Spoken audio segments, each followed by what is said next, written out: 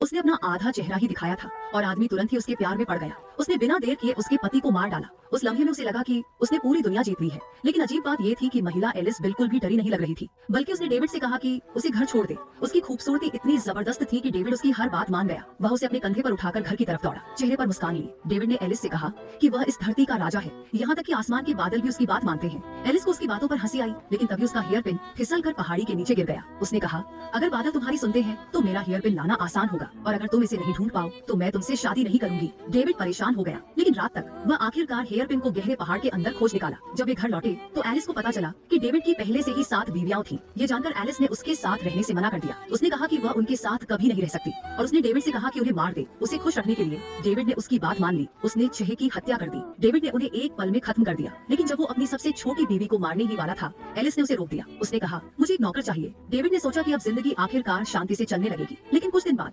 Alice ने कहा कि उसे राजधानी में रहना है। वो पहाड़ों के जंगली जानवर खाने से थक चुकी थी। इसका मतलब था कि डेविड को अपनी मेहनत की जमीन छोड़नी पड़ेगी। उसकी खुशमिजाजी के लिए डेविड नौकरी की तलाश में राजधानी चला गया। वो एक काबिल पति बनना चाहता था, लेकिन दिन बीतते गए और वो आदमी जो सिर्फ लड़ाई करना जानता था, उसे कोई काम नहीं मिल रहा था। शहर के लोग दिखावे वाले थे, हमेशा भीड़ में घुलने मिलने के लिए नाटक करते रहते थे। डेविड ने भी उनकी तरह कपड़े पहनने शुरू कर दिए, लेकिन फिर भी सब जानते थे कि वो बस एक देहाती ही है। पहाड़ों की खुशबू वो कभी छिपा नहीं पाया। डेविड ने एलिस को बताया कि ये सब कितना मुश्किल है, तो एलिस ने उसकी कमर पर लटकी तलवार की तरफ इशारा किया और कहा, तो फिर जबरदस्ती क्यों नहीं ले लेते जो चाहते हो। और फिर हर रात डेविड लूटता, जलाता और मारता। उसकी दौलत बढ़ने लगी और उसने यहाँ तक कि राजकुमारियों के सिर भी घर लाए, क्योंकि ये एलिस का अजीब सा जुनून था। अब तक डेविड खून की प्यास और लालच में डूब चुका था, लेकिन एक दिन उसने सच समझ लिया। एलिस उसे सिर्फ अपने मन की मुरादें पूरी करने वाला एक औजार समझती थी। उसने उसे मारने का भी सोचा, लेकिन आखिरकार उसने छोड़ दिया। वह अपनी पुरानी शांत पहाड़ी जिंदगी में वापस जाना चाहता था। जब एलिस अभी भी राजकुमारी के सिरों के सपने देख रही थी, डेविड ने एलिस से कहा कि वह जा रहा है। एलिस हैरान रह गई। उसे लगा था कि डेविड उसके बिना कभी नहीं रह पाएगा, लेकिन अब उसने मन बन चुका था। वह सब छोड़ने के लिए तैयार था। एलिस डेविड को मजबूती से पकड़ रखा था। उसने कहा कि वह उसके साथ जाएगी, क्योंकि उसे पता था कि डेविड के बिना उसके पास कुछ भी नहीं है। वे अपने घर की तरफ बढ़े, अपने देश के खिले हुए चेरी ब्लॉसम के जंगल से होकर। डेविड ने कभी इतना सुकून महसूस नहीं किया था, लेकिन फिर कुछ अजीब हुआ।